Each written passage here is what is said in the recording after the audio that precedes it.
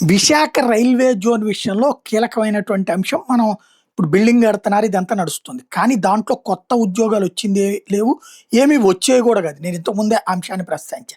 కానీ అసలు సమస్య ఎక్కడొస్తుందయ్యా అంటే విశాఖకి సంబంధించినంత వరకు మనం ఇప్పుడు అడగాల్సినయి కొత్తగా ఉంది. ఇప్పుడు వందే భారత్ ఎక్స్‌ప్రెస్‌లకి సంబంధించి ప్రధానమైనటువంటిది ఎక్కడున్నాయి? వేరే వేరే ప్లేసెస్‌లో తయారు జేస్తున్నారు. మనం మన రాష్ట్రానికి అయి తెచ్చుకోగలిగితే మనకి ఉపయోగం, ప్రజలకి ఉపయోగం ఉంటది. అంటే భవిష్యత్తులో ఉద్యోగ ఉపాధి అవకాశాలు కొత్తగా వస్తాయి ఇక్కడ. మన టెక్నికల్ స్టాఫ్‌కి, మన ఇంజినీర్లకి బోలెడన్ని అవకాశాలొస్తాయి. వాస్తవంగా ఇప్పుడు Vande Bharat train maintenance and training హబ్‌ని భోపాల్‌లో పెట్టారు.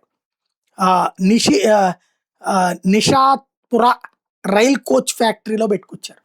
ఆంధ్రప్రదేశ్‌లోకి తీసుకురావాల్సింది అవి.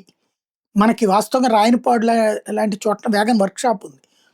విశాఖపట్నం లాంటి చోట్లలో లేకపోతే తిరుపతి లాంటి చోట్లలో మనం డెవలప్ చేసుకోగలిగితే అద్భుతంగా ఉంటది.